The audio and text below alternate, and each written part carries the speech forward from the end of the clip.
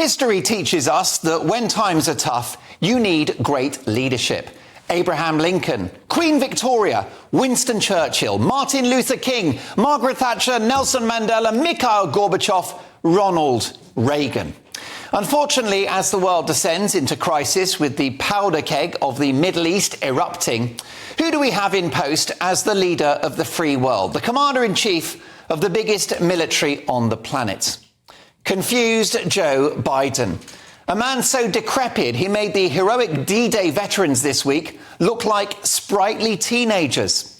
Yes, it was embarrassing that our own Prime Minister made such a swift exit from the 80-year anniversary this week, but most Americans will be regretting that their president stayed for so long, especially after this embarrassing display.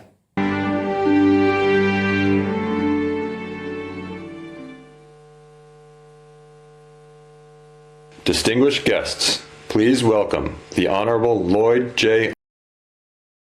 I love his wife's nervous scratch of the nose. Nothing to see here, folks. Now, I'm sure he's a nice man, and I wish him well in retirement. This is not ageism.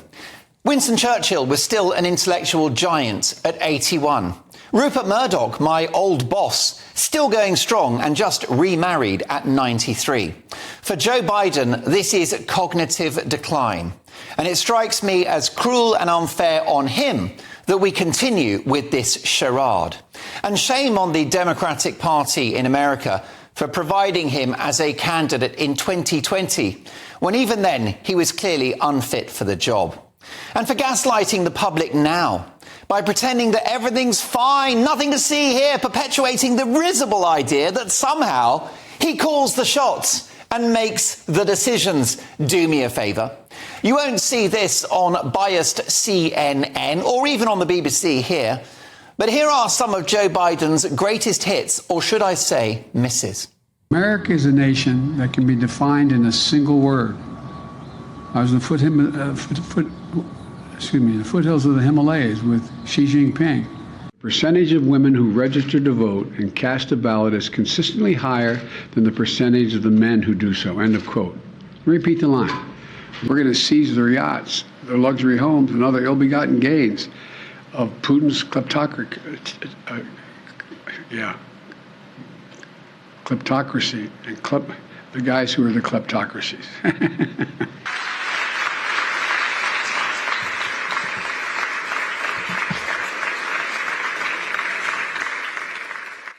Well done to producer Lottie for putting together that horror show. Worrying, to say the least. Let's have a look at the president's in-tray at home. Crumbling cities, lawlessness, a public health crisis caused by obesity, epidemic levels of drug use, a government so mired in debt it makes Bernard Madoff look positively prudent, and insane wokery suffused into the country's once great public institutions. And what about Biden's challenges abroad?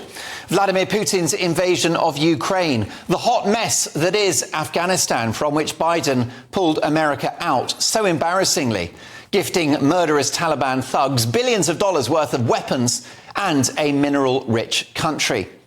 There is the growth of China, who looks set to overtake America militarily and economically in the years to come. Joe Biden has to work out what to do as an increasingly belligerent Beijing casts its avaricious eye over Taiwan. And then there is the Middle East, with the worst terror attack on Jewish people since the Holocaust, October the 7th, and a death cult in the form of Hamas, whose supporters pervade the region, with the dangerous Iranian regime among their biggest cheerleaders. Perhaps, therefore, it wasn't such a great idea for Joe Biden to send all of those billions of dollars to Iran after all. In what is a dark time for America and the world, we need great leadership in the White House. Instead, we've got a guy that gets lost on his way into that famous building. There he is, wandering into the bushes with his security just absolutely clueless as to what to do. Would Vladimir Putin's invasion of Ukraine have happened under stronger leadership in Washington? Let's be honest, Putin is hardly afraid of Biden, is he? In my view, having this frankly unwell man in charge is an open door to all tyrants to have a go and try their luck. Biden's supporters say that he's got good people around him. Well, is that how democracy works? Did the American people vote for a bunch of interns, backroom boys and policy wonks to actually run the country? Joe Biden must be impeached or removed from office on the grounds of ill health. Joe Biden shouldn't be sat in the Oval Office. He should be sat in a care home, nursing a lukewarm cup of tea, eating soft biscuits and watching endless reruns of the Golden Girls, who look like they were in their first flush of youth compared to this mumbling, incoherent bag of bones that is the president. I'm not sure that Biden could control his bladder, let alone the country.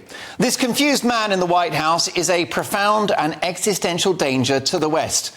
Our enemies are laughing and plotting.